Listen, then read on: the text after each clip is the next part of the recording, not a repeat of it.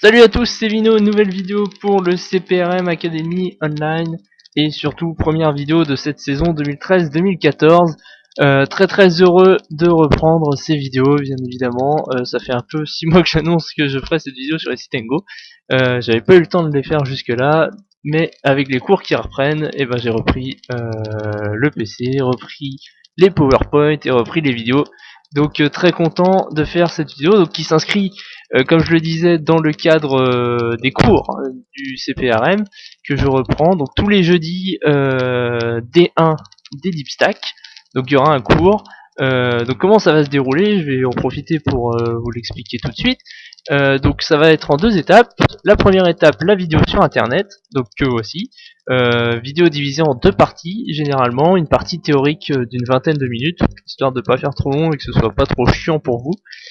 Et une deuxième partie pratique où là je serai en train de jouer sur PokerStar en appliquant la stratégie que j'aurais développée juste avant. Donc partie pratique d'environ 3 quarts d'heure. Sinon, le cours en 3 quarts d'heure le jeudi avant le D1 donc, où on prendra probablement une dizaine de minutes, 10 minutes, un quart d'heure, on verra en fonction du temps que ça prend, pour revenir sur la vidéo, réexpliquer pour ceux qui n'ont pas eu le temps de la voir par exemple, réexpliquer un peu la stratégie à adopter, et si jamais vous avez des questions, donc ce sera le bon endroit pour le faire, et si jamais vous pouvez pas venir au cours, j'en profite également là tout de suite, c'est quelque chose que je vais répéter énormément au cours des vidéos, mais j'insiste vraiment sur ce point, si jamais quelque chose n'est pas clair, que je suis pas forcément très clair, parce que ça pourra m'arriver, n'hésitez pas à me contacter, soit en commentaire de la vidéo si jamais vous avez un compte YouTube, et plus généralement sur le sujet du forum,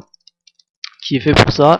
Je me ferai une joie d'y répondre, et si jamais vous n'avez pas forcément envie que tout le monde voit la question, n'hésitez pas à me contacter par MP, par message privé, pardon. Je me ferai encore une fois une joie d'y répondre. Donc on va rentrer dans le vif du sujet. Pourquoi les Sitengo? Pour commencer, tout simplement d'un point de vue bankroll management tout d'abord. Donc ce tableau vient de ma première vidéo. Si vous ne les avez pas vus, pardon, oui, n'hésitez pas à aller les regarder. Donc il y a une vidéo sur le bankroll management, c'était la toute première vidéo, et une vidéo sur les notions de base. Donc deux vidéos à voir impérativement à mon avis avant même de commencer ces vidéos là, puisque ça permettra quand même de poser les vraies bases d'un joueur de poker gagnant. Et j'en profite pour rappeler donc la première chose que j'avais dit dans la vidéo sur le bankroll management. L'objectif de ces vidéos, ça va être d'essayer de créer un joueur de poker gagnant en partant d'une bankroll de 10€. Donc un dépôt que quasiment n'importe qui peut faire sur un site de poker. On va lui faire déposer 10€, et le principe ça va être de l'aider à monter une bankroll relativement solide, peut-être à 3, 4 chiffres. Et après vous aurez normalement les bases pour travailler de votre côté. Mais on va vous donner les bases déjà pour avoir une bankroll solide. Et du coup ça passe par le bankroll management comme je le disais. Donc on peut voir dans le cas du cash game, donc la limite la plus basse en ligne c'est la NL2, blinde 1 centime, 2 centimes. Donc même si on utilise la stratégie du petit tapis, qu'on verra dans la prochaine vidéo, on se rend compte que donc la stratégie du petit tapis, en fait on se cave à 40 blindes en cash game, et on a une stratégie qui nous permet de prendre l'avantage sur les plus gros tapis en jouant très serré. Mais même en se cavant à 40 blindes, donc ça fait 80 centimes dans le cas de la NL2, on se rend compte qu'avec 30 caves par exemple, dans le cas d'un joueur légèrement gagnant, puisque au départ vous allez être juste entre guillemets légèrement gagnant à ses limites, même dans le cas d'un joueur légèrement gagnant, avec un bankroll management qui nous donne un risque de ruine de 1%, on se retrouve avec 30 caves minimum. Donc 30 caves fois 80 centimes, il nous faut une bankroll de 24€, si je dis pas de bêtises. Donc on est déjà bien au-delà de la limite qu'on s'était fixée. A l'inverse, si on prend les tournois, et dans notre cas donc les Sitengo, avec le même bankroll management, on se rend compte qu'il nous faudra 45 buy-in. Donc 45 buy-in, on va baisser un tout petit peu, on va dire 40 buy-in, et ben c'est exactement ce qu'on a dans le cas où on dépose 10€ et qu'on joue des Sitengo à 25 centimes. Donc c'est vraiment le format pour débuter pour un joueur de poker, et en plus, comme on va le voir, la stratégie peut être très simple. Donc qu'est-ce qu'un sit and go? C'est un tournoi en fait où il y a 9 ou 10 joueurs au départ. Ça existe également en format short-handed et heads-up. Donc format short-handed c'est 5 ou 6 joueurs, et en heads-up un tournoi à 12 joueurs. On va s'arrêter seulement sur les tournois à 9 ou 10 joueurs pour une simple raison en fait, c'est que les formats sit and go et heads up sont plus adaptés à des joueurs un peu plus expérimentés, puisque les gains que vous allez faire, dans le cas du heads up, il faut gagner votre heads up, donc ce sera beaucoup dans l'analyse de l'adversaire et quelque chose d'un peu plus compliqué. Et pareil en short-handed, les gains que vous allez faire, il faut rentrer également dans l'argent, comme on va le voir, mais c'est également surtout gagner vos heads up, c'est là que vous allez vraiment vous faire de l'argent. Donc c'est des formats plus compliqués, donc pour l'instant on va rester sur le format de base, le format full ring, avec 9 ou 10 joueurs au départ. Donc on commence généralement avec 75 et 100 big blind, avec des niveaux qui vont de 3 à 10 minutes, suivant le format, soit hyper turbo ou le format format standard. Et il y a 3 joueurs payés dans le cas des sit and go full ring, 50% pour le premier joueur, 30% pour le deuxième et 20% du prize pool pour le troisième. Donc ce qui nous donne par exemple dans le cas d'un sit and go à 1€, on va avoir 5€, s'il y a 10 joueurs on va avoir 5€ pour le premier, 3€ pour le second et 2€ pour le troisième. Donc bien évidemment, l'objectif ça va être de rentrer dans les 3 premiers, puisque notre objectif c'est quand même de gagner de l'argent. Voilà, donc la stratégie globale en sit and go va découler de ça. On va jouer très très serré, pour une simple raison, c'est que doubler son tapis n'assure pas de doubler son gain. Je vais prendre un exemple, admettons que vous gagnez le sit and go. Il y avait 10 joueurs, donc pour gagner le sit and go, il faut que vous multipliez votre tapis de départ par 10. Par contre, vous n'aurez pas multiplié par 10 votre gain. Vous n'aurez que 50% du prize pool, soit 5 fois votre mise de départ dans le cas d'un tournoi à 10 joueurs. Donc, on double son tapis, mais on ne double pas son gain. A l'inverse du cash game. Si en cash game, vous faites tapis pour 1€, que votre adversaire paye, vous allez remporter le pot à 2€. Donc, vous allez doubler votre gain. Donc, cette stratégie va impliquer que pour partir à tapis, contrairement au cash game où si vous avez plus de 50%, vous allez gagner de l'argent sur le long terme. Là, vous pouvez des fois partir à tapis, avoir plus de 50%, mais vous n'allez pas forcément gagner de l'argent sur le long terme. C'est des situations un peu compliquées pour l'instant à expliquer, je reviendrai plus tard là-dessus. On va également simplifier à l'extrême la stratégie, c'est-à-dire que nous allons prendre que 2 décisions. Soit nous allons faire tapis, donc le push, soit nous allons passer, le fold. Donc ça va être une stratégie de push or fold. Soit on fait tapis, soit on passe. Ça permet de simplifier la stratégie. Pourquoi? Puisque en fait pour une main donnée, je vais vous donner le chiffre. Par exemple vous avez As roi de cœur, et sachez qu'il y a 58 800 flops possibles pour cette main. Donc autant dire que si je dois détailler tous les flops pour une seule main, sachant qu'il y a 169 mains de départ, vous comprenez bien que ça va être très compliqué de vous donner une stratégie pour chaque flop. Donc on va simplifier à l'extrême, soit vous faites tapis, soit vous passez. Encore une fois, la seconde vidéo sur les notions de base peut vous aider, puisque dedans il y a un rappel de toutes les probabilités pré-flop, donc qui vont être très utiles dans le cas du jeu push or fold.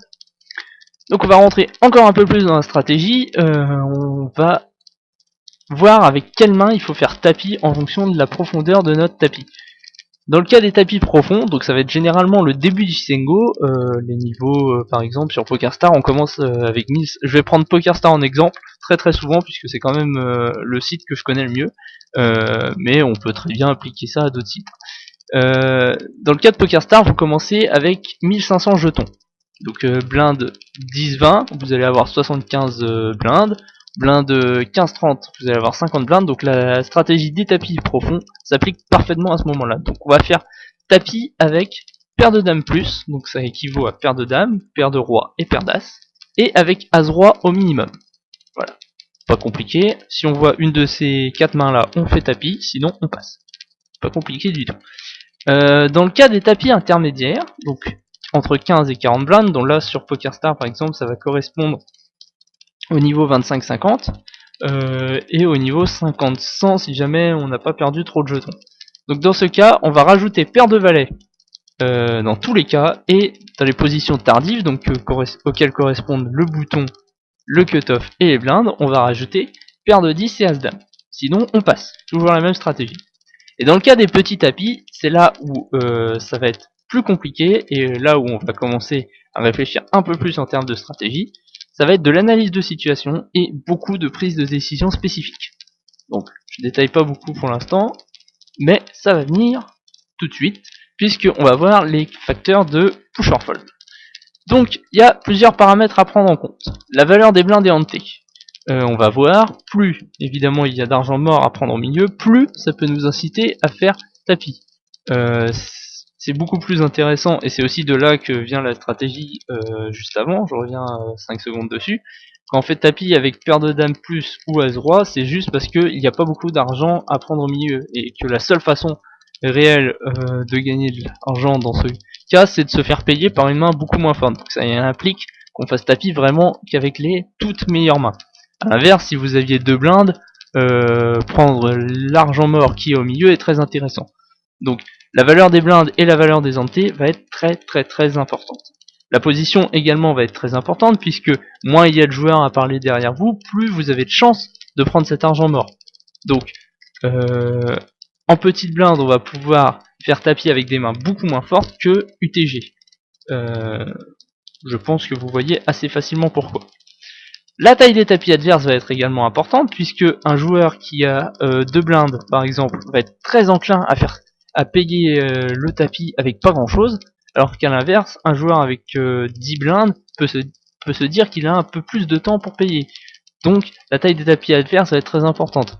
Autre cas, si un joueur a 30 blindes et qu'on en a 6 par exemple, il peut se dire je peux payer un peu plus large dans la mesure où ça ne met pas mon tournoi en danger. Si je perds les 6 blindes, je tombe à 24, il me reste encore un peu de marge. Donc vous voyez un petit peu pourquoi la taille des tapis adverses est très importante. Et pour finir, la situation du sit and go dans son ensemble. On verra ça plus en détail dans le cas tout à l'heure des différents cas à la bulle, mais par exemple s'il y a un tout petit tapis à la bulle, donc la bulle c'est quand il reste plus que 4 joueurs, puisque si vous vous retrouvez dans les 3 derniers, vous êtes dans l'argent, le 4ème par contre ne touche rien, c'est ce qu'on appelle la bulle. Donc dans les cas de bulle notamment, il faut faire très attention, puisque si jamais le chip leader fait tapis et que nous avons une main moyenne, il va falloir souvent folder en espérant que le plus petit tapis va se retrouver éliminé et nous permettre de rentrer dans l'argent. Encore une fois, toujours dans cette même optique, l'optique c'est de rentrer dans les 3 premiers. Voilà. Donc voilà pour les facteurs de push or fold. Ça peut paraître un peu flou pour l'instant, je vous rassure, il y a une partie pratique qui arrive dans quelques minutes. Donc pour ce faire, on va utiliser ce qu'on appelle les pushbot charts. Elles sont en lien descriptif de la vidéo. Je vais également les mettre sur le forum pour ceux qui n'iraient pas directement sur YouTube et qui regarderaient la vidéo sur le forum. Donc les pushbot charts, ce sont des tables qui ont été créées par... alors je n'arrive pas à dire son pseudo, mais c'est en première page du PDF. Donc ce sont des tables en fait qui nous indiquent, en fonction des mains avec lesquelles on peut être payé, elle nous indique tout simplement à partir de quelle taille de tapis on peut faire tapis de façon efficace en jetons. Donc attention, il y a des fois où ça va être intéressant pour le gain en jetons de faire tapis. Par contre, par rapport à la situation du sit and go, c'est encore la même chose. Il faudra mieux des fois passer. Donc on retient bien ça en tête. Ça, ce sont des tables qui nous donnent des indications sur la force de notre main par rapport à la situation du sit and go. Je vais prendre un exemple. Donc j'espère qu'on voit la souris. Je vais me placer sur roi dame assorti, donc voilà, dans le cas où nous sommes au allez, on va dire au hijack. Donc hijack c'est la position juste avant le cutoff, je vous rappelle. Donc ça veut dire qu'il nous reste le cutoff, le bouton et les blindes à parler, soit donc 4 joueurs. Donc on va prendre ce cas. Donc, ça correspond donc à cette case ici. Donc dans le cas où nous avons roi dame assorti, il nous montre 8,1, 4,7 et 9. À quoi correspondent ces chiffres? Ça correspond à la range assignée avec laquelle...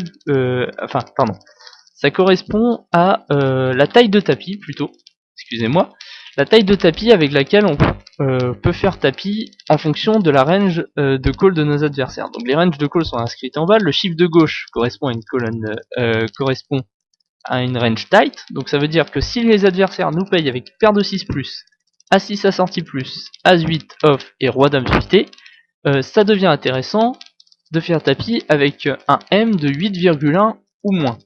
Donc par exemple, alors j'ai oublié de préciser ça, le M, ça correspond à la taille du pot en fait, avant qu'il y ait la moindre relance ou le moindre call. Donc par exemple sur les blindes 100-200, il y a la petite blinde à 100 plus la grosse blinde à 300, donc ça fait 300. Si vous avez un tapis de 2100, vous avez un M de 7. Voilà, pas très compliqué puisque 2100 divisé par 300, ça fait 7. Donc voilà le M. Donc en l'occurrence, sur les blindes 100-200 sans ante par exemple, nous avons le droit de faire tapis avec 2100 jetons sur les blindes 100-200 avec Roi Dame suité au hijack. Voilà. La colonne du milieu correspond à une range moyenne, donc il faut 4,7 et la colonne de droite correspond à la range loose. Donc très difficile de retenir ces tableaux par cœur. C'est pourquoi je vous ai résumé les ranges de push à 10 big blinds face à une range tight tout d'abord. Voilà, c'est à retenir. On peut noter 2-3 choses. Donc UTG, on se rend compte déjà qu'il faut faire tapis relativement tight. Il n'y a que paire de 9 plus et As Dame plus qui nous permettent de gagner de l'argent. Donc si jamais on a 8 joueurs à parler derrière nous, il faudra être très très tight. A l'inverse, on se rend compte qu'au bouton et à la small blind, si jamais les joueurs en face décident de payer aussi tight, et ben il faut pas hésiter, tapis avec any two cards. C'est-à-dire que vous voyez 3 et 2 dépareillés, il faut faire tapis puisque ils vont folder tellement souvent que ça va être profitable pour vous. Voilà. A l'inverse, je vous montre aussi la table loose. Là on se rend compte que UTG on peut être un peu moins tight puisqu'on va se faire payer tellement de fois que on peut prendre de l'argent avec des mains aussi faibles que As-9 assorti ou paire de 5. Par contre au bouton il faut être beaucoup plus tight et ne plus faire tapis avec any two cards parce que des fois on va se faire payer beaucoup plus large et donc 3 et 2 dépareillés, ce n'est pas très bon. Par contre on remarque qu'en small blind c'est quasiment tout le temps any two cards pour faire tapis de façon profitable. Donc retenez ça en tête et surtout remarquez bien la force des mains. Essayez de comprendre aussi un petit peu comment est-ce qu'on joue, c'est-à-dire que plus on va être UTG, on se rend compte que là c'est plus la force de notre main qui compte, et plus on se rapproche de la petite blinde, et plus on se rend compte que là c'est notre fold equity, et le fait de réussir à faire passer les joueurs restants qui va devenir importante. Donc plus les joueurs en face passent facilement, plus il faut faire tapis, plus ils call facilement, plus il faut resserrer notre range. Essayez de garder bien ça en tête, et pour comprendre les décisions aussi que je vais prendre tout à l'heure. On va passer maintenant au call du tapis adverse, puisque des fois il va falloir payer un tapis de notre adversaire. Donc ça se passe en 3 étapes. On estime la range adverse tout d'abord, donc on se sert aussi de ce que nous on va pouvoir faire. Par exemple, je vais prendre un exemple, un joueur qui ferait tapis de petite blinde. Et ben on peut se dire que si c'est un bon joueur, il est capable de faire ça avec vraiment any two cards. Voilà. Donc on sait que la range adverse c'est 100%. Si on prend un bon joueur par contre qui fait tapis UTG à 7 joueurs restants par exemple, et qui sait très bien que la table est relativement tight, on peut se dire ah lui il a probablement une main, je vais le mettre sur paire de 8 plus, As Dame plus. Donc là ça va être un premier travail d'analyse, ça peut peut-être vous paraître un peu compliqué pour l'instant, mais vous allez voir, c'est quelque chose qui se prend très vite. À partir du moment où on a le réflexe de le faire à chaque fois, c'est quelque chose qui va venir très vite et vous allez devenir assez rapidement très bon dans ce domaine. Voilà. Donc à partir de là, on analyse l'équité de notre main face à la range, et là je vais un petit peu sauter des lignes et partir à la dernière. Ne pas hésiter à utiliser PokerStove. C'est un logiciel que j'ai mis aussi en descriptif de la vidéo et sur le forum. Ça vous permet d'analyser l'équité de votre main par rapport à la range adverse, tout simplement. Donc vous rentrez la range adverse, vous rentrez votre main, et le logiciel vous fait le calcul. Et donc à partir de là, on va analyser les différents résultats possibles, tout en gardant toujours à l'esprit la stratégie de base. La stratégie de base, c'est rentrer dans les 3 premiers, on joue très tight. Donc on estime la range adverse, on analyse les résultats possibles en prenant en compte l'équité de notre main face à la range, et on prend la décision, est-ce qu'on paye, est-ce qu'on passe.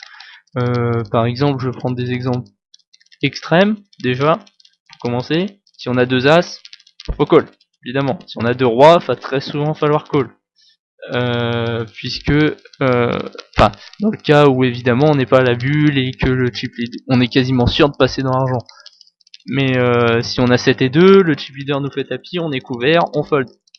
Il va y avoir des décisions beaucoup plus compliquées, je vous rassure. Hein. Si jamais on a as-valet, un joueur fait tapis, là on va analyser beaucoup plus. Dans quelle position il est, quelle est la taille de tapis, quelle est la taille de tapis des autres adversaires, combien de joueurs restants, est-ce que si je gagne le coup, ça me permet de rentrer quasiment à coup sûr dans l'argent, est-ce que si je perds le coup, j'ai encore des chances de rentrer dans l'argent. Toujours, garder à l'esprit la stratégie de base, et toujours être dans de l'analyse. Voilà. Je vais m'arrêter maintenant vite fait sur les situations de bulle, puisque c'est quand même... En fait, la bulle, c'est l'endroit où vous allez soit gagner beaucoup d'argent, soit en perdre énormément. Si vous faites des erreurs, ces erreurs coûtent très cher. Puisque finir quatrième, en fait, si vous êtes un bon joueur, vous perdez entre guillemets le plus d'argent, puisque vous aurez passé par exemple 30 minutes sur un sit and go pour 0. Alors que si jamais vous étiez sorti, mettons 9ème, bah vous pouvez en lancer un autre. Et donc c'est là qu'il va falloir vraiment prendre les meilleures décisions et ne pas se rater. Donc on va analyser plusieurs cas. Donc tout d'abord le cas où il y a un chip leader et 3 short stacks. Donc par exemple, s'il y avait 10 joueurs au départ, il y a 15 000 jetons en tout. Donc on va dire, admettons qu'il y a un chip leader, il a 10 000 jetons. Et les autres joueurs sont environ à 1700 chacun. Donc ça fait, voilà, à peu près 1700 chacun, on arrive à 15 000.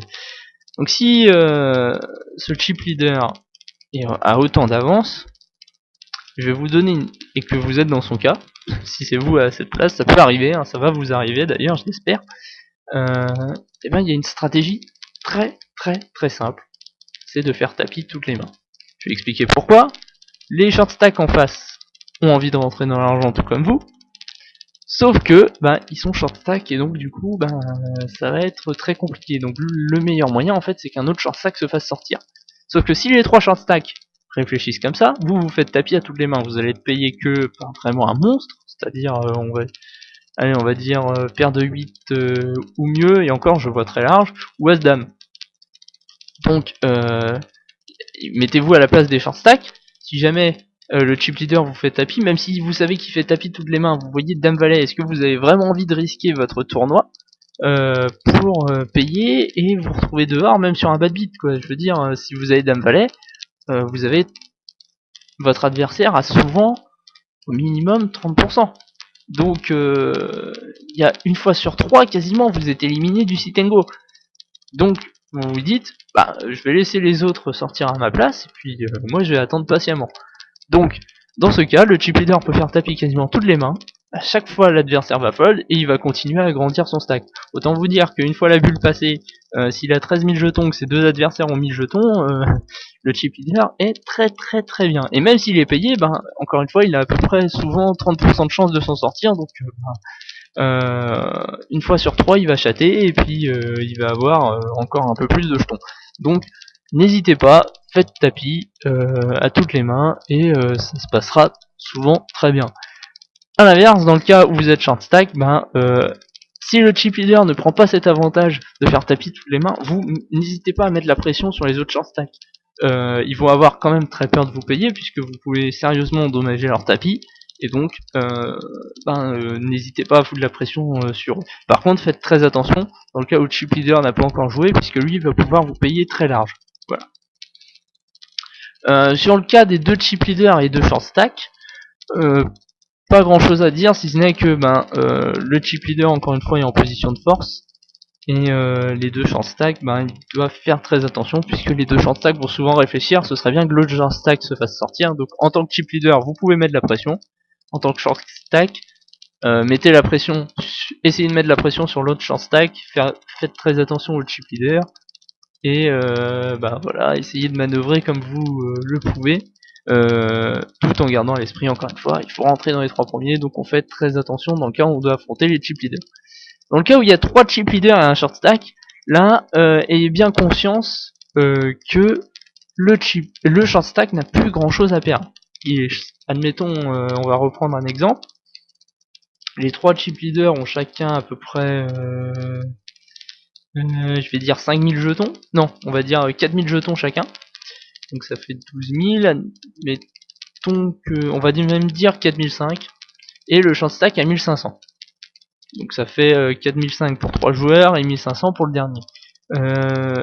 Dites-vous bien que le short stack, il est bien conscient de sa situation. Il sait qu'il faut rentrer dans les 3 premiers. Maintenant, il doute très bien que les chip leaders vont pas s'affronter entre eux. Donc, bah, il a plus grand chose à perdre. Donc dans ce cas, faites très attention, ne mettez pas trop de pression sur le short stack. Le short stack va pouvoir payer bien large. Et si jamais il vous paye, vous perdez 1000 et qu'il gagne, vous perdez 1500 et vous vous retrouvez tous les deux à 3000 dans une situation qui va être plus compliquée pour vous alors que vous étiez quasiment dans l'argent. A l'inverse, par contre, là, on va pouvoir mettre la pression sur les chip leaders parce que aucun des chip leaders ne voudra sortir quatrième alors qu'il y a un short stack. Donc là, le rapport de force s'inverse un petit peu. Voilà. C'est des situations que vous allez rencontrer, donc c'est bien d'être un minimum préparé. Et dans le cas des 4 tapis équivalents, bah, pas grand chose à dire au final. La stratégie ne diffère pas beaucoup, sauf dans le cas où vous avez un joueur en face qui est capable de payer un peu n'importe quoi. Faites très attention, n'allez pas sortir quatrième en pushant 7 et 2 de la petite blinde, sachant que votre adversaire est capable de vous payer valet 10 quoi. Faites très attention, puisque c'est encore une fois, c'est des erreurs qui peuvent coûter très cher. Une fois qu'on a passé la bulle, et ben là, changement de stratégie total. On est dans l'argent, ça y est, on a atteint notre objectif. Maintenant, ça va être tout pour la gagne. La raison, elle est très simple, pardon. C'est que, bah, tout simplement, en fait, lorsque vous êtes arrivé dans les 3 derniers, votre gain de la 3ème place est déjà assuré. Si on reprend le cas que j'ai donné en début, vous avez 2 euros à la 3ème place, 3 euros à la 2ème place, 5 euros à la première.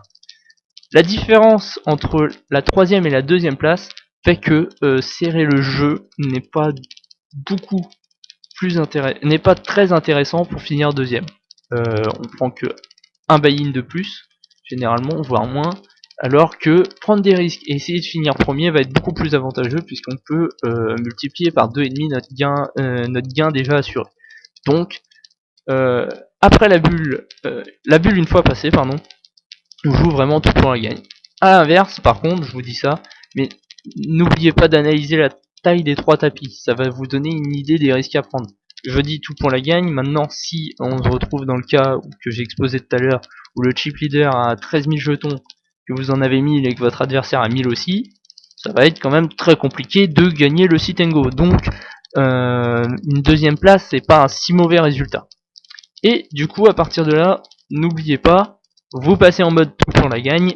Certains de vos adversaires vont le faire aussi, donc vos adversaires vont probablement vous payer beaucoup plus large et beaucoup plus légèrement. Là où on foldait probablement As-2 dépareillé tout à l'heure face à un tapis de la petite blinde, on va probablement beaucoup plus payer une fois dans l'argent. Voilà. Et pour finir, on arrive en heads up, donc ça va vous arriver, donc c'est bien d'être préparé. Ce que je recommande, c'est la stratégie sage. Donc c'est loin d'être une stratégie très sage, entre guillemets. Hein. Comment ça se passe? Eh ben, on prend nos 2 cartes, donc, à laquelle on va assigner une valeur. C'est-à-dire que l'As vaut 15 points, le Roi 13, la Dame 12, 11, 10, 9, et ainsi de suite. Hein. Il y a juste l'As en fait qui a 15 points, sinon c'est les valeurs... à peu près entre guillemets normales des cartes. On multiplie par 2 la valeur de la meilleure carte et on ajoute la valeur de la carte la plus faible. Donc par exemple si vous avez As-8, on prend l'As, 15 x 2, 30, auquel on ajoute la carte la plus faible, donc le 8, donc 30 plus 8, vous avez une valeur de 38 points. On rajoute 2 points si jamais les cartes sont assorties, donc As-8 va être à 38, As-8 assorti, ça va être 40 points. Et on ajoute 22 dans le cas d'une paire. Donc on va prendre le cas de la paire de 8 par exemple. paire de 8, ça fait 8 fois 2, 16, plus 8, donc 24, auquel on ajoute 22 points, donc ça nous fait une main de valeur 46 points. Voilà, c'est pas très compliqué, et à partir de là, on retient ce petit tableau, donc en heads up, le plus important c'est le plus petit tapis, et donc on prend en compte ce plus petit tapis, et voilà les valeurs pour push, et pour les valeurs pour call. Donc par exemple, je vais prendre des mains un peu plus faibles pour expliquer ça. Si on prend 10 et 4 assortis, par exemple, donc c'est une main de valeur... non, je vais même prendre 10 et 4 dépareillés, pardon. Donc le 10 x 2, ça fait 20, 20 plus 4, 24. Donc pour faire tapis avec 10 et 4 dépareillés, il faut que le plus petit tapis soit de 5 big blinds, ou enfin soit au mieux de 5 big blinds, donc 5 big blinds ou moins. Et pour call, il faut que le plus petit tapis soit de 3 big blinds ou moins. Voilà. C'est une stratégie très simple et elle a été bien approuvée par beaucoup de joueurs. Donc ne vous inquiétez pas, si vous avez 5 blindes, faire tapis avec 10 et 4, ça va vous rapporter de l'argent. Encore une fois, n'hésitez pas à vous adapter à votre adversaire aussi. Faire payer un tapis à un joueur qui n'a pas l'air d'être très très large, avec par exemple, je sais pas moi, avec une main... Enfin non, je vais reprendre mon explication. Excusez-moi, je me suis un peu embrouillé. N'hésitez pas à analyser vos adversaires. Si jamais vous voyez que votre adversaire a tendance à payer large, vous pouvez... Enfin, à faire tapis trop large, par exemple. J'ai un peu de mal là, désolé. Vous pouvez diminuer votre valeur de call. A l'inverse, si votre adversaire a tendance à être serré pour faire tapis, vous pouvez l'augmenter, puisqu'il vous faudra des mains beaucoup plus fortes. Voilà, donc encore une fois, on est dans l'analyse. Si vous arrivez à le faire, ne vous privez pas, faites-vous confiance, et tout se passera bien. Voilà. Donc maintenant, on va passer à la partie de pratique. Donc voilà. Donc on arrive au moment où je viens juste de finir de lancer les 4 tables, et comme on peut le voir, bah, je me retrouve avec 2 as sur la table jaune, et on se fait payer par paire de 6. Donc pour ceux qui avaient des doutes sur le fait que comment dire, donc on aurait du mal à se faire payer si jamais on faisait tapis avec 75 blindes par moins bien que par exemple si on fait tapis avec 2 dames et qu'on risque de se faire que payer par les rois ou les as. Vous pouvez vous rendre compte que c'est loin d'être le cas, et que on a des joueurs entre guillemets suffisamment mauvais pour nous payer avec paire de 6. Donc ne vous inquiétez pas, hein, faites-moi confiance, faire tapis avec paire de dames ou mieux, ou as roi, généralement ça va faire comme ce qui vient de se passer sur la table jaune, vous allez doubler votre tapis, quoi. Donc sinon, à part cette main, pour l'instant je n'ai rien joué, on est au niveau 10-20, j'ai pris le cas des Sitengo Turbo parce que ça va, c'est des niveaux de 5 minutes, donc ça va relativement rapidement. Et bah comme ça on va avoir possibilité de voir certains coups, enfin beaucoup de mains j'espère, et donc je vous ai mis ça de façon un peu plus facile à comprendre. Donc la table verte en haut à gauche, la table bleue, une table rouge, une table jaune, avec PokerStars nous permet de le faire, et c'est quand même bien pratique pour des cours en ligne comme ça. Voilà. Donc par exemple table jaune, là on peut voir un roi valet suité, hein, évidemment on fold, on reste toujours dans la même stratégie, hein, tapis ou passe. Et on peut aussi se rendre compte que déjà, par exemple sur la table jaune, ben il manque 3 joueurs, donc il y en a un qu'on vient donc de sortir avec les 2 as face aux 2-6, mais que sans avoir rien eu à faire, ben on est déjà plus que 6 à cette table, donc on se rapproche déjà un petit peu de l'argent. Même cas en haut à droite sur la table bleue, hein, la paire de valet qui vient de sortir un joueur, donc déjà plus que 8. Donc on se rapproche encore une fois un peu de l'argent, sans avoir à faire grand chose. C'est quelque chose qui peut peut-être vous arriver, et qui est souvent très sympa. Ça arrive relativement souvent sur les tables de Play Money. Vous jouez un sit and go, et là vous rentrez dans les 3 premiers sans avoir joué une seule main. Plutôt que de vous plaindre comme certains seraient capables de le faire, disons que vous avez gagné de l'argent sans rien faire, et que quand de l'argent vient augmenter votre bankroll comme ça aussi facilement, c'est très très bien pour nous. Voilà. Donc le niveau 10-20, niveau 15-30, niveau 25-50, ça va être probablement un peu chiant au départ, hein. Mais bon, vous avez la possibilité d'accélérer sur la vidéo, mais on va peut-être voir des choses à faire, à ne pas faire, comme par exemple s'impliquer avec As-Valet autant sur la table du haut, j'avais pas vu. Ouais, je vais revenir un peu en arrière. Hop. Donc on se rend compte que là, sur la table verte, le joueur va s'impliquer énormément. Oh là, tapis à 2 fois la taille du pot et payé avec As-Valet, bah, l'adversaire a tout le temps 2 paires. Que c'est horriblement joué de la part des deux côtés, mais il y en a un qui va se retrouver sorti du sit and go parce qu'il a payé un tapis à 2 fois la taille du pot avec top pair seulement. Donc voilà, c'est très mal joué de sa part, et oui, il va se plaindre, il s'est fait chatter par 3 et 8, mais déjà à la base, s'il avait foldé As-Valet, bah, il se serait pas fait chatter la tronche. Voilà.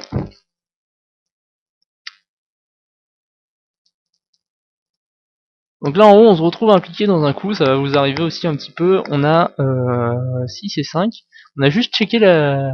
Pardon, sur la table rouge, je sais pas si j'ai précisé, donc on a 6 et 5 et on se retrouve impliqué dans un coup, donc là on a rien, on a beau avoir tirage quinte, on ne cherche pas à bluffer, on est encore une fois dans une stratégie très très tight, et là vous avez quinte, bon, sauf si l'adversaire a couleur, vous êtes devant a priori ou full, on peut miser. Avec, je vous conseille de le faire avec minimum 2 paires, voilà, sauf dans les cas où évidemment il y a 4 piques au board, ou 4 cœurs, ou une quinte vachement bien dessinée, mais une fois que vous avez un monstre, bah, essayez de rentabiliser un minimum en faisant pot, hein, tout simplement.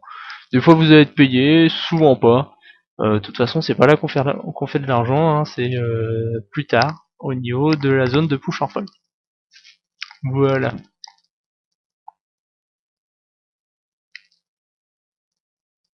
Pas grand chose sur les tables.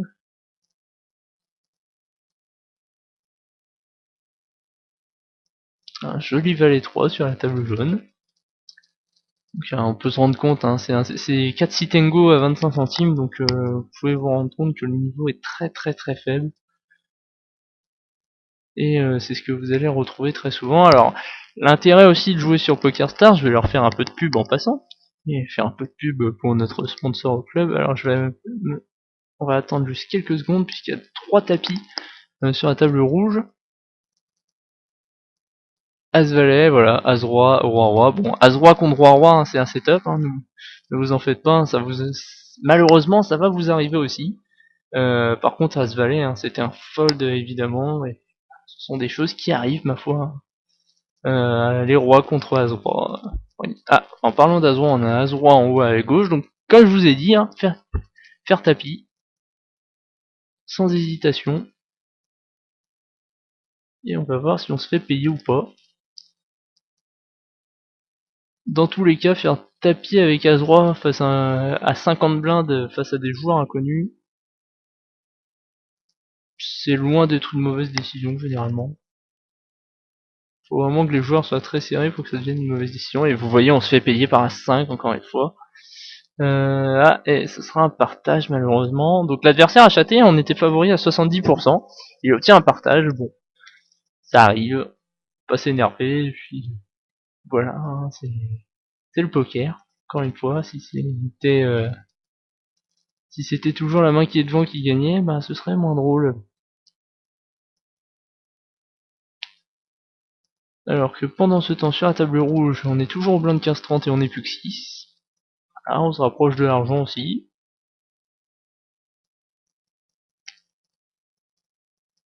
Donc je vais revenir à ce que je disais, jouer sur PokerStars ça a quelques intérêts, puisque PokerStars fait un petit peu a quelques promotions sur les sites Go, notamment la bataille des planètes, qui peut aider, qui moi dans mon cas, quand j'ai recommencé une bankroll sur le .fr m'a bien aidé.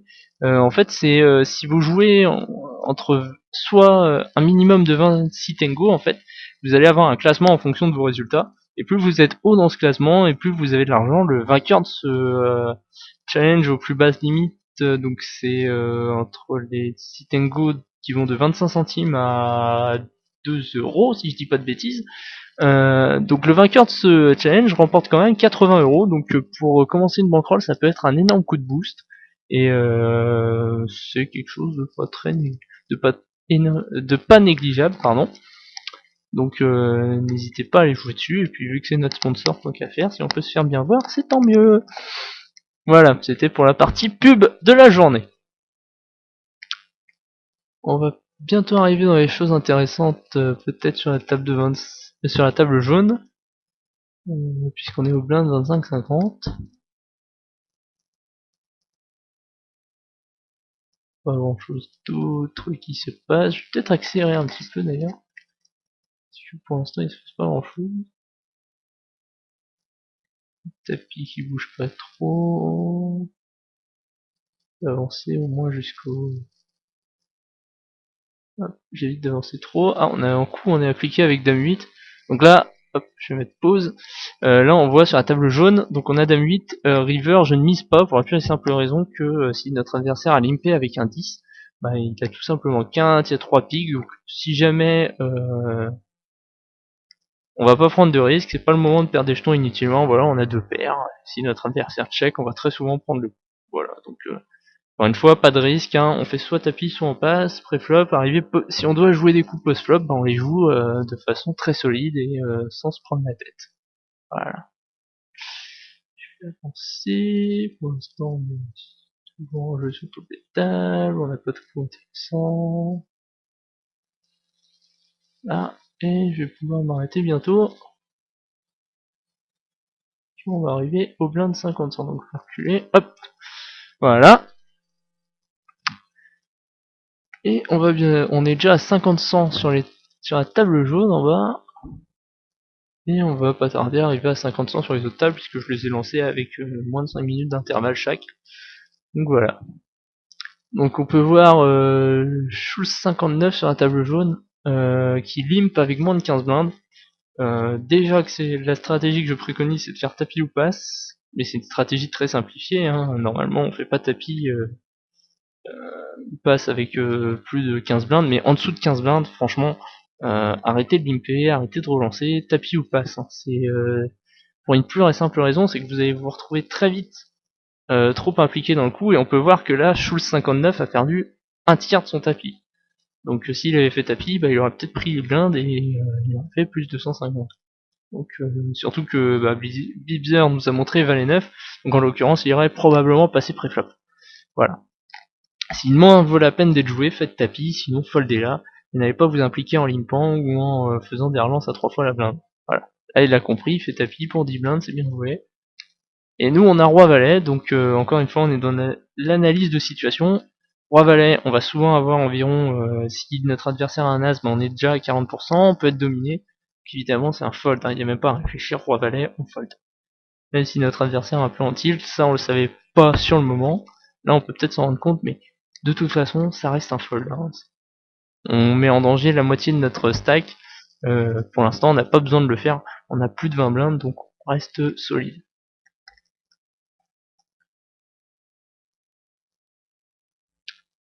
Là, on est passé à 50-100 sur les tables rouges et bleues. La valise passe sur la table jaune. Hein. Table bleue, on a roi 3 et on a un tapis, donc c'est bien évidemment un fold, hein, même pas besoin de réfléchir.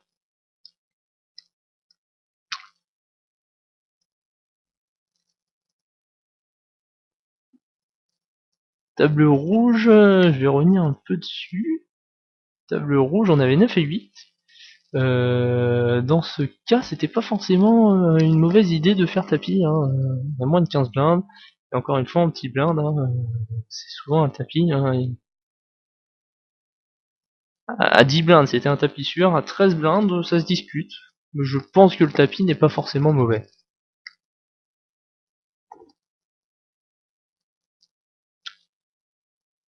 Allez, 10 passe là-haut, on est toujours à 25-50.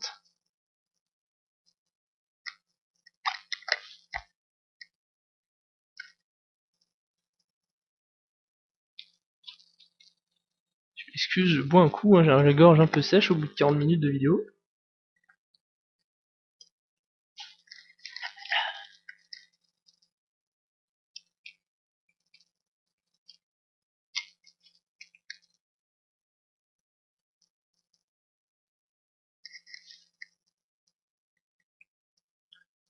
Voilà, on passe à 5 joueurs. Bon, paire de 10 sur la table rouge, celui qui veut passer ça à 13 blindes va entendre parler de moi, hein.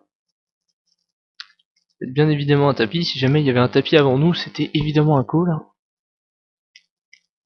Et là on espère être payé pour pouvoir doubler, parce que si on se fait payer, c'est possible de se faire payer par des mains genre paire de 8, paire de 7, et là on est favori à 80%. Malheureusement, pas de call. 9 et 10 assortis, on a 4 joueurs à parler derrière, c'est bien évidemment un fold. Donc les blindes augmentent sur la table jaune et la table verte. On passe à 50-100, donc début des choses sérieuses sur la table verte, 75-150 sur la table jaune. Donc ça implique que sur la table jaune, on est passé sous la zone des 15 blindes, encore une fois, donc il va falloir commencer à réfléchir un peu plus. A7, je pense que c'est un fold, on a 15 blindes, donc on n'est pas encore immédiatement en danger. Voilà. À 10 blindes, ça aurait probablement été un push, vu la situation. Attention à un dealer qui est un peu short, donc qui peut nous payer un peu plus large, mais dans notre cas, dans le cas de A7, s'il nous paye un peu plus large, c'est tant mieux, puisqu'on va passer un peu plus favori. Ah bah, contre As-8, on n'aurait pas été. Bon call avec As-Dame, hein, rien à dire sur ce coup. As-8 fait tapis, As-Dame call. C'est top, et on est plus que 4 sur la table jaune, donc c'est une situation de bulle. Donc là, on est dans un cas où on n'est pas loin d'avoir 3 short stacks pour si ce n'est Tius 33130 là, qui est un peu plus deep, mais sinon on n'est pas loin de la situation que je vous exposais tout à l'heure avec 3 short stacks et un chip lead. Donc la Bibzer peut pas tout à fait faire tapis. C'est dur à dire ça, dis donc. Tout à fait faire tapis avec n'importe quelle main, puisque si jamais Tius le paye, en fait il tombe à 2500 et il se retrouve dans une situation beaucoup moins confortable pour lui. Donc par contre le limp était encore une fois exclu. Hein. Pour reprendre Como, le limp c'est le mal. En haut on se retrouve avec 6 et 5, donc nos adversaires ont limpé et on a touché 2 paires. Donc voilà, on mise le pot au flop, on se fait et on se fait chater. Donc je vais mettre pause 2 secondes. Donc on mise le pot au flop avec 6 et 5, donc c'était 300, on se fait payer par l'As. Turn le 8 et le pot fait 900 pour un tapis de 1015. Donc si une décision implique plus de la moitié de votre tapis, bah faites tapis tout simplement et même post-flop, je veux dire, surtout. Si jamais une décision implique la moitié de votre tapis, ben, mettez tapis, et là on se fait payer par As7. En l'occurrence, il y avait les 8, les As et les 7, les 9 et 4, pardon. Donc il nous fait un total de 4 et 4, 8. Notre adversaire jouait 17 cartes, donc on était favori. Je vous rappelle, hein, chose qu'on avait vu dans les notions de base. S'il paye à la turn, il n'y a que la river qui peut le sauver, donc il joue 17 cartes. 17 x 2 plus 2, ça fait 36%. Donc on était favori à 64% dans cette main, et on s'est fait chater la tronche. Ça arrive. Malheureusement, on est sorti du sit and go. Il nous en reste 3, on va essayer de faire quelque chose. D'ailleurs, on a paire de 4 en bas à droite sur la table rouge. Donc là, notre adversaire limp, ça veut souvent dire une main pas très forte. On fait tapis, et ça va souvent prendre les 150. Ah non, il paye avec As-3, donc on est favori à 70%, c'est encore mieux. Et ça passe, donc on a doublé notre tapis. Voilà. Paire de 4, vous voyez. Hein. Donc attention, hein, il y a des joueurs qui vont limp call aussi pour essayer de nous attraper. Ah tiens, j'ai pas vu, on s'est fait... On est rentré dans l'argent. Sur la table jaune, je vais revenir en arrière. J'ai pas bien vu ce qui s'est... Hop là. Oh mon dieu.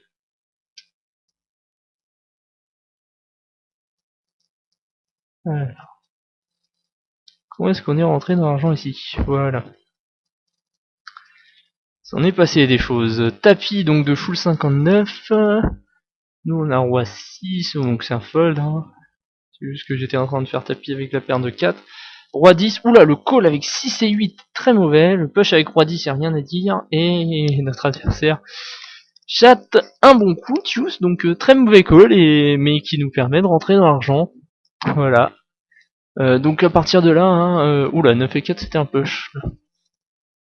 Ah non, Si, ça restait un push de toute façon. Je pense que ma réflexion ça a été de me dire attention Bibzer va te payer très large, mais en fait même en prenant ça en compte, ça reste un push. Donc bah on est rentré dans l'argent, voilà, en ayant joué une main sur la table jaune, en ayant fait tapis avec 2 As et en s'étant fait payer par paire de 6. Autant vous dire que, comme vous pouvez vous rendre compte, c'est quand même très très simple de gagner de l'argent. Voilà, on a déjà pris un demi-buy-in hein, là. Donc même si on a perdu un penny, on est pour l'instant négatif, mais on a encore 2 tables d'ouvertes. Et on peut encore prendre un peu plus d'argent. Donc là la stratégie table jaune, on est en short stack, donc on va lâcher les chevaux et on va essayer de prendre le plus de jetons possible aux deux autres et essayer de remonter pour prétendre à un peu mieux que cette troisième place. La 10 et 4 c'est un fold. Attention sur la table bleue, on est à 10 blindes, va falloir réagir bientôt. Et attention, situation de bulle sur la table bleue. Donc bah là on est en position de short stack, on va essayer de mettre de la pression surtout sur Alpha Bedo, qui est à notre gauche direct, puisque si jamais il paye et qu'il perd son tapis, il passe à 2000 et en position de short stack. Et on va essayer quand on peut, si jamais Conforto 83 limp par exemple, on va essayer de lui mettre de la pression assez facilement puisqu'on a à peu près la même taille de tapis et qu'il va pas pouvoir nous payer très très large. Voilà. Encore une fois, il faut mieux faire tapis plutôt que payer, c'est quelque chose que j'expliquais aussi dans la notion de base, c'est la notion de gap concept. Si on relance, il nous faut une main moins forte que pour payer, puisque comment dire, on a la possibilité de faire passer nos adversaires pour gagner de l'argent. Dame Valet en bas à gauche sur la table jaune, c'est un tapis évidemment. Ah, on est payé par Roi Valet. Je suis pas si le call reste bon. Voilà, bon malheureusement on chatte pas, on se retrouve éliminé, donc on finit troisième. Et on a pris de l'argent déjà, hein, 39 centimes pour un buy-in à 25 centimes, donc on a fait plus 14 centimes. Et si on s'est fait sortir sur l'autre, on a perdu 25 centimes, donc pour l'instant on est négatif à 11 centimes, c'est ça. Alors on va essayer de se rattraper. Alors Roi 4, je sais pas, c'est une décision un peu compliquée. Je pense que c'est un push, Conforto arrête pas de limp en haut à droite. Et du coup on va essayer de prendre l'argent mort, il nous reste 8 blindes. Les 300 du milieu peuvent nous aider grandement. Si jamais on est payé, bah, on a encore 30-40%, donc voilà. Sans compter que c'est la bulle, et encore une fois Conforto va avoir du mal à payer. 2-8, là on va éviter de le refaire, 2-8 en dessous, des monstres. Là. Paire de 7 en bas, donc on a plus de 15 blindes, hein, donc on va fold tranquillement. Même si les blindes avaient été à 100-200, je pense que ça aurait été un push. Et là, avec plus de 15 blindes, on va fold tranquille. Pas la peine de prendre des risques, on a le temps de voir venir. Laissons les joueurs s'éliminer entre eux. As-Valet pareil, même si ça fait mal. On va fold.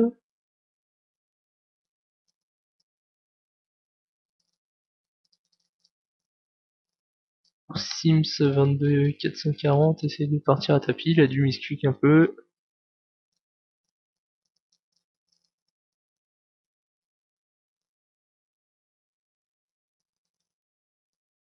Roi 7 en haut, ça va être un fold, hein, évidemment, face au tapis d'Alpha Bedo. Ah, ça a été payé, donc Sims a quasiment fait tapis au bouton.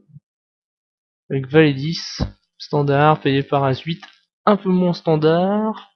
Oh oui, non, il y avait 8 blindes, non. C'est un coup totalement standard, bien joué de la part des deux joueurs. Sims a chaté. C'est pas forcément nos affaires.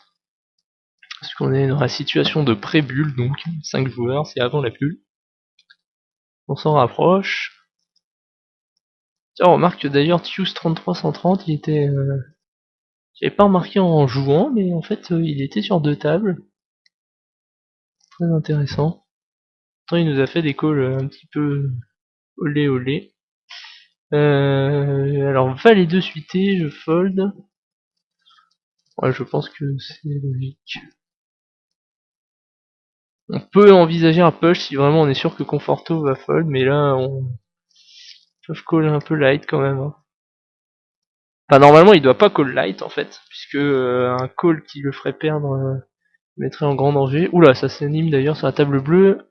Roi valet contre dame 4, oh là là. Mon dieu. Et bah ça nous permet de rentrer dans l'argent cette affaire, hein. Même si c'était pas forcément énormément joué. Énormément bien joué, mais bon. Voilà, c'est des coups auxquels vous allez assister, qui sont loin d'être standards, mais bon. Donc là, le souci sur la table bleue, c'est que normalement, on aurait pu faire tapis, mais on vient de passer la bulle. Donc déjà, les joueurs vont vous payer beaucoup plus large, et en plus, on n'a plus que 6 blindes. Donc d'un point de vue fold equity, on fait plus peur à grand monde. Donc il va nous falloir un minimum pour faire tapis, ou ne pas se retrouver face à deux joueurs qui ont limpé et qui seraient capables de limp call, parce que lol, il a que 6 blindes. Donc voilà. En bas, on est passé à 100-200 également. Roi dame au bouton, ça va probablement être un tapis. Si Kaku jadis fait tapis, je sais pas quelle décision prendre. C'est serré. Bon, on n'a pas à se poser la question, mais s'il avait fait tapis, je pense que il faut peut-être. Non, faut fold à mon avis. Avec roi dame, on n'a pas une main suffisamment forte pour payer. Et si on perd, on se retrouve pas très bien. Bon là, deux rois, décision très mal de crâne, évidemment. Donc là, autant dire qu'on espère un call. 4 et 7 là-haut, je fold. On aurait pu envisager un push. Non, non, non, on n'a plus assez malheureusement. C'est des décisions très très tendues, hein, quand on a 5 blindes comme ça et qu'on a deux joueurs qui sont capables de payer assez large. Surtout que en fait, le fait de doubler sur la table bleue ne nous relance pas totalement, hein. Puisque, admettons qu'on double sur Alpha B2, on aura 2000, il y aura encore 3000. Donc on est loin d'être relancé, donc là, c'est vraiment, on espère limite que les deux vont s'entretuer. Voilà, Lim Call 3 et 4, magnifique. Grand coup de poker et ça chatte en face. Bon, pas grand chose à faire. Voilà, quand je vous disais qu'ils peuvent payer large, c'était pour ça qu'il fallait attendre un minimum de main. Bon, on en profite pour agrandir la table rouge, donc on a fini troisième, donc là pour l'instant on est repassé en positif, hein, pour information. 2-3 centimes, certes, mais on est positif sur les trois premiers sit and go. Et il nous reste celui-là où on n'est pas si mal embarqué, hein, on n'est plus que 5 et si on rentre dans les 3 on aura gagné de l'argent. Là, 15 blindes, enfin même moins puisque Tius a plus que 13 blindes, donc à 6 c'est un tapis automatique. Ah, deux petites blindes, tranquillement. Oh, deux dames. On a des décisions très compliquées pour le moment.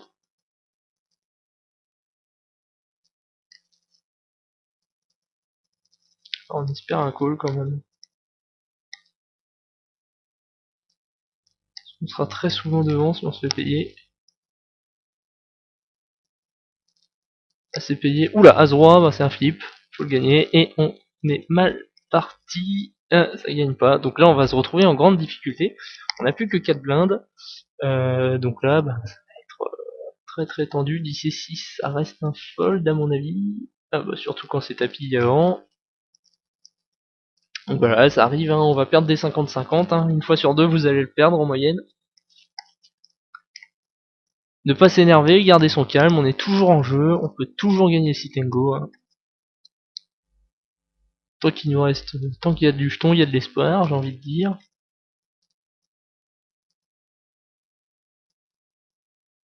La Buck a l'air d'avoir une décision. Ah, il paye finalement roi 9. Ouf, oui, non, ça se paye. Ça, oui, ouais, si. En fait, ça met pas tant que ça en danger, la preuve, il perd, il lui reste encore 3500 et ça peut lui permettre de sortir un joueur. C'est bien vu, et avec roi 9, il est pas trop mal, il y avait 600 à rajouter vu qu'il était déjà impliqué par sa grosse blinde, donc le call avec roi 9 est pas trop mal. C'est un call assez serré quand même, hein.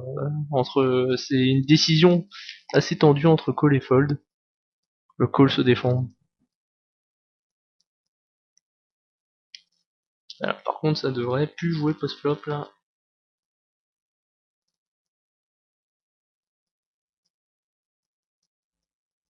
Ah, alors, tiens, pour ceux qui se rappellent des pushbots dont j'ai parlé tout à l'heure, hein, les blindes sont à prendre en compte, donc là on considère que le pot de base est de 425, hein, puisqu'il faut prendre les 125 d'Ante en compte. Dame Valet, donc là j'ai 4 blindes, je pense qu'il faut faire tapis, c'est ce que je fais d'ailleurs. Pourquoi? Certes, notre adversaire va jamais fold, mais avec les mains qu'il a, on peut se retrouver en 50-50 comme là, et on n'est jamais trop mal. Donc là on gagne le flip, on a un peu de chance, et il nous faut du jeton hein, là de toute façon, puisque on est retombé bien bas, et que au final on a très peu de chances de passer la bulle, donc Dame Valet est une main relativement correcte quand on a 4 blindes, donc faut pas hésiter. Là on est de petites blindes, donc vous vous rappelez, de petites blindes, faut pas hésiter à faire tapis, voilà, surtout quand on a un as, hein, ça rassure un peu plus.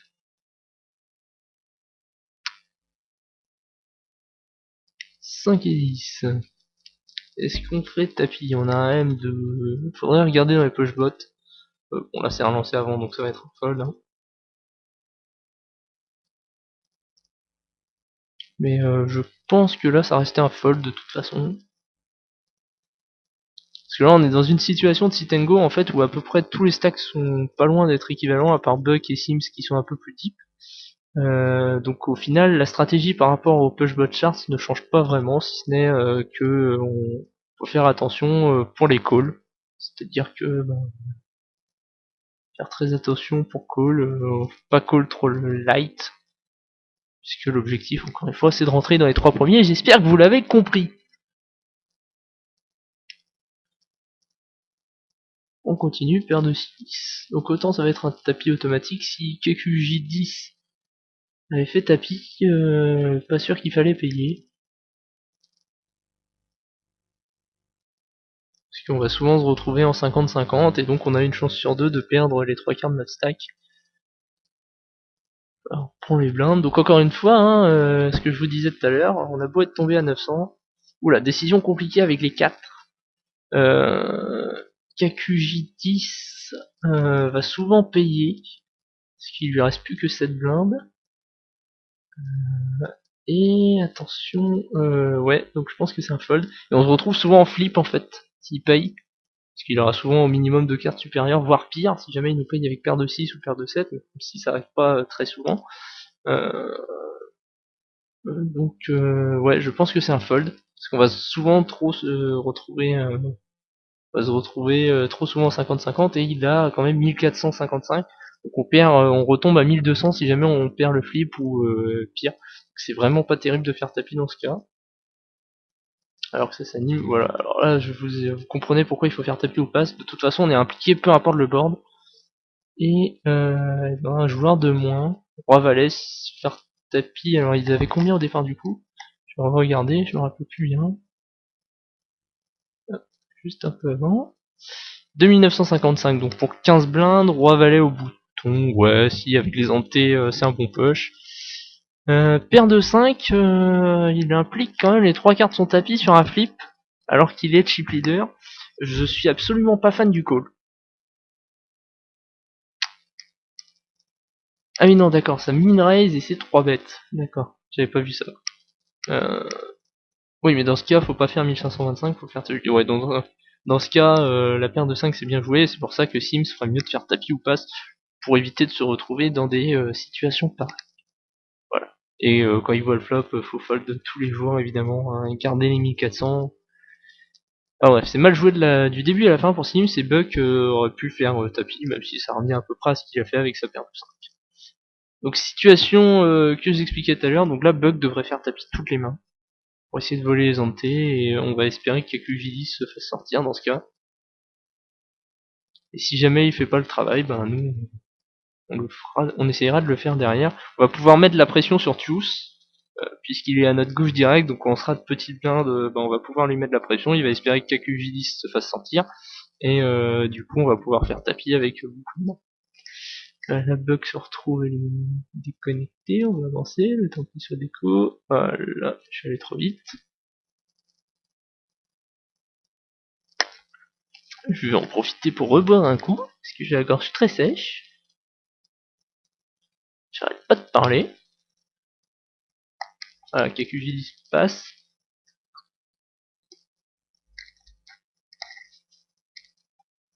Un petit mot aussi sur les joueurs déconnectés, comme ça, ne considérez pas qu'ils ne sont pas à la table, hein. Ils peuvent très bien revenir en plein milieu du coup. Donc par exemple, on va voir ça sur la main suivante. Si jamais on est au bouton, on fait pas tapis sous prétexte que le joueur n'est pas là. Hein, il peut très bien revenir entre deux et on pourrait se retrouver comme un con si on push une main très mauvaise et que notre adversaire se retrouve à payer ultra light et qu'on se fasse sortir, surtout dans la situation présente où on est deuxième. Donc, comme je vous disais, là on met la pression sur Tius, ce qui nous permet de prendre 500 jetons et on est bien remonté. Donc là, exemple parfait de ce que je disais, valet dame. On fait pas comme KQJ10, on se dit pas que l'adversaire est déco, on fold et on attend de voir ce qui se passe.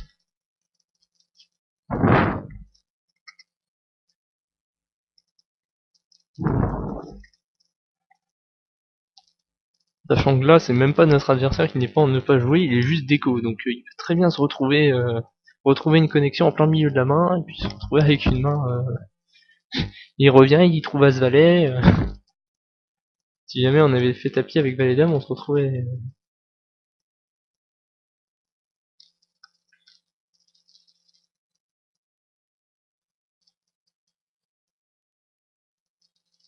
Ah bah le voilà d'ailleurs. Il se reconnecte. Là, je pense que KQJ10 va avoir l'air fin. S'il avait réellement une main, il avait plutôt intérêt à faire tapis préflop à mon avis. Et voilà, Buck qui a très bien compris, lui met immédiatement la pression.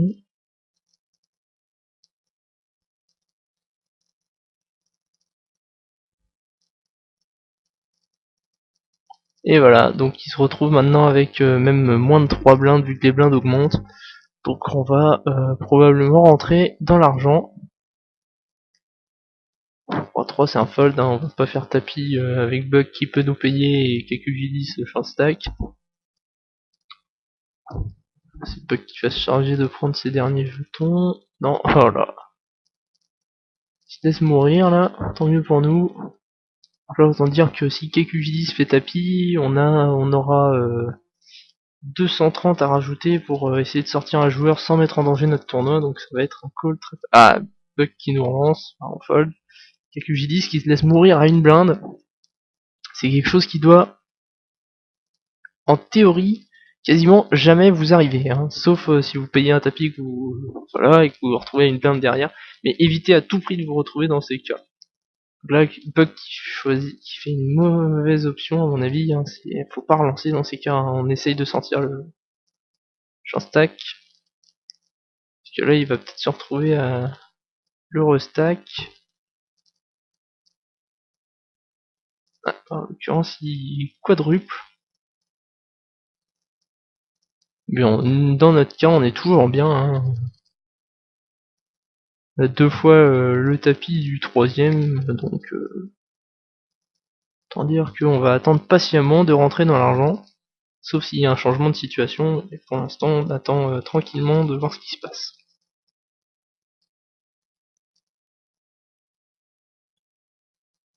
Call avec Dame 8 n'est pas forcément idéal.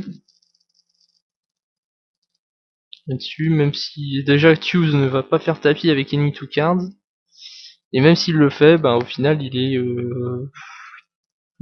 quasi... Ouais, il doit être à 50% contre la range. Ouais, regardez sur PokerStop, mais je trouve le call pas terrible. Bon après ça met pas en danger son tournoi, ça peut permettre de sortir un joueur, mais il a tout intérêt lui à ce que cette situation de bulle continue pour continuer à mettre de la pression, et il a pas compris en fait qu'il devrait faire tapis quasiment toutes les mains.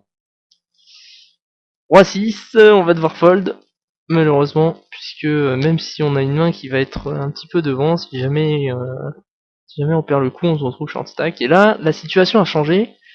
Vous pouvez vous rendre compte, tous les short stacks sont à peu près au même niveau. Donc ben, on va reprendre une stratégie où il va falloir essayer de monter un petit peu de jetons et se remettre à l'abri. Tout en faisant très attention à Buck qui a tendance à call très light. Et en plus qui est chip leader, donc qui peut nous sortir à n'importe quel moment. Donc là par exemple 8 et 7, hein, c'est un fold. Sans trop de réflexion.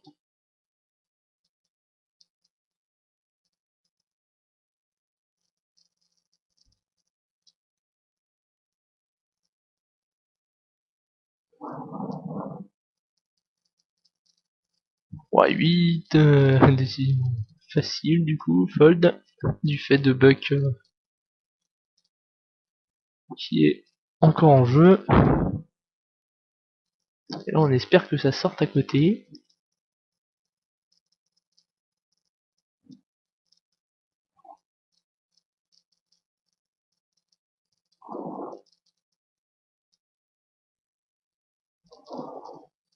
Bugs qui se retrouvent à nouveau déconnectés.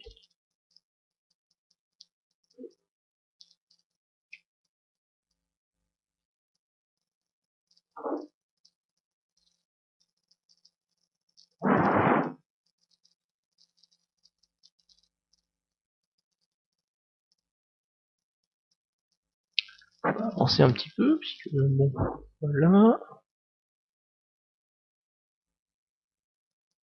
Tius qui prend le coup, les blindes qui augmentent à nouveau, on se retrouve à 5 blindes. Là c'est des situations un peu compliquées à manœuvrer, mais qu'il faut savoir manœuvrer, hein. Surtout dans les cas de bulles comme ça. Encore une fois, c'est là qu'on gagne de l'argent, ou c'est là qu'on en perd. Pas qu'à nouveau déconnecté, c'est un peu embêtant. Voilà. Là, si KQJ10 fait tapis, chose qu'il doit faire, soit dit en passant, eh ben, il faudra fold. Oula, c'est très mal joué de sa part, ça nous perd. Parce que là, on va pas pouvoir call non plus très très light, hein, dans notre cas. S'il fait tapis, bah on va fold, sauf si on trouve un as. Je pense quelque chose comme ça, un as minimum, une paire. Même à la limite, une paire, c'est pas dit, hein. Si une paire, ça nous permet d'être entre 50-50 pour sortir un joueur et rentrer dans l'argent. Et si on perd le coup... Ouais non, même pas. Il va nous falloir un minimum quand même pour payer, même s'il fait tapis avec Any to 15. Hein. Donc c'est très mal joué. David doit faire tapis, peu importe sa main. Là, on va mettre la pression sur Tius, qui va quasiment jamais pouvoir payer, vu du fait du tapis de KQJ10 et du coup, bah nous on reprend de l'argent et vous voyez, ça remonte très vite, hein, surtout avec des blindes aussi fortes. Le tapis remonte très vite, il y a quelques secondes on était à 1500. On a quasiment doublé sans aller une seule fois à l'abattage. La dame 8, hein, on fait très attention, Buck est déconnecté mais il peut revenir à tout moment. Donc on fold.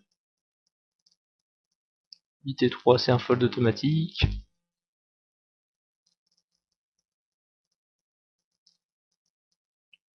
Atius va faire le boulot du chip lead.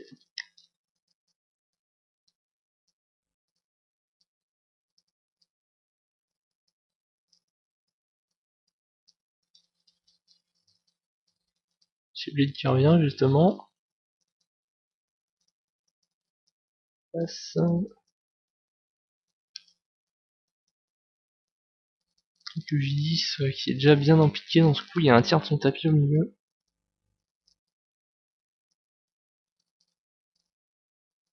Voilà, il passe à nouveau, je sais pas quelle main il avait, mais il a tendance à être un peu trop serré à mon avis. Bon, la paire de 8, très fortement. Va falloir voir l'action quand même. Bon, voilà, si KQJ10 avait push, c'était un snap call. Tius qui push. Je sais pas s'il faut call. Je pense pas. Parce que là, on va vraiment attendre que KQJ10 sorte. Bon, là, on va push sur Tius. Hein, on a une fold equity énorme. Hein, je pense qu'il nous paye que avec paire de 10 ou As-Dame. Minimum.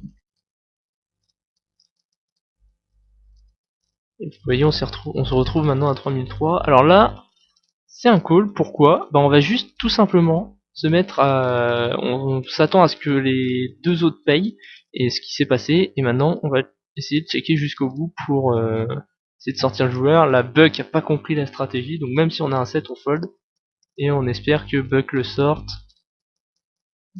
Hop, et ça gagne.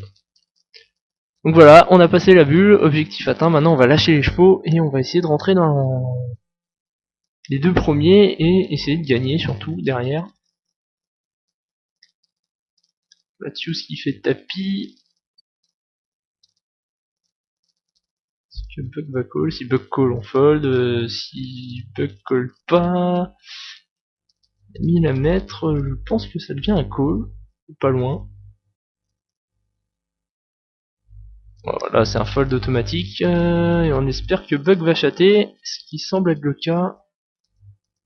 Ah non, Las River, bon. Va falloir gagner du jeton. Le relance, faux fold. Malheureusement, on avait un super spot de push là.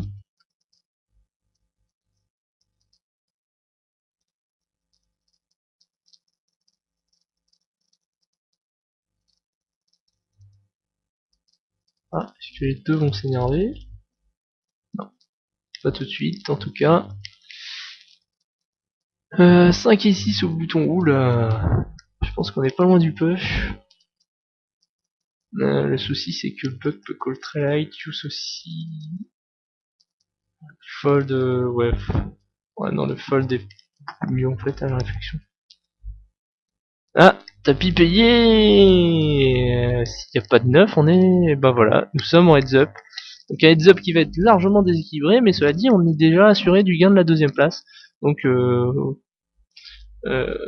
on gagnera au minimum. Donc c'est combien? C'est 39. Je sais plus combien exactement. Je vous dirai ça à la fin de la vidéo. Bon, la valet 6, c'est un stratégie sage, donc on a une main qui vaut 11 x 2, 22, plus 6, 28. Donc un push automatique, hein, surtout à 2 blindes et demi. On est payé par roi 3, va falloir chatter. Un valet ou un 6, un valet ou un 6. Et le valet, et ben on double. Voilà. La pareil dame 6, hein, si notre adversaire push, on call. Voilà, bon, c'est quasiment un push. Hein. On va call. Et on est devant avec dame 6 contre 17. Ah, le tirage couleur, pas terrible. Et ça touche. Bon, voilà. Donc voilà pour cette vidéo, on finit deuxième du Sitengo, donc on prend 59 centimes, comme c'est marqué sur le chat. Donc 59 centimes, plus 39 centimes, plus 39 centimes, bah on a rentabilisé les 1 euro qu'on avait assisté, hein, on a pris 1,17€, donc on a gagné 17 centimes sur l'ensemble des Sitengo, si je dis pas de bêtises. Voilà, donc 17 centimes de gagné, donc un retour sur investissement de 17%. C'est à peu près ce que vous pourrez atteindre en utilisant cette stratégie. Voilà, rendez-vous pour le cours jeudi. Donc on reviendra un petit peu sur cette vidéo. Il y aura une mise en situation, je pense. On fera 30 minutes de jeu à 10 big blind pour s'entraîner. Et voilà, j'espère que ça vous a plu.